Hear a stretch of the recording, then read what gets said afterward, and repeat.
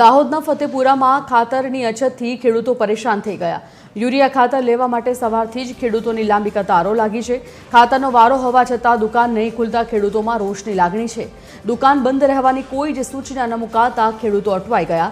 Urea ખાતરનું તાત્કાલિક વિતરણ કરવા માટે ખેડૂતો માંગ કરી રહ્યા છે, ત્યારે સ્થાનિક પ્રશાસન સામે પણ ખેડૂતોએ ગંભીર આરોપ લગાવ્યા। ખેડૂતો પરેશાન હોવા છતાં અધિકારી દેખાતા નથી, ખેડૂતોએ આક્ષેપ કર્યા છે।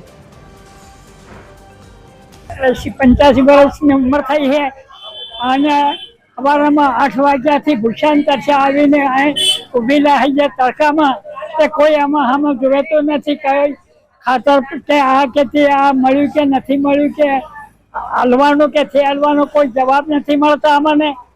અને આ કેટલા આખા 500,000 માણસ ના માથે ઊભેલા છે રોડ ઉપર અને આ તડકામાં વગર પાણીએ ને એમ તો કોઈ અમને જોવે તો નથી ને કોઈ પાછું કરી શકતો। ગામ અમારે મોટી સવારે 8 વાગ્યાના આવેલા રણથી નહીં મળે પાણી, કઈ ને કઈ માણસ ને ચક્કર આવે મરી જાય તો કોણ જવાબદારી?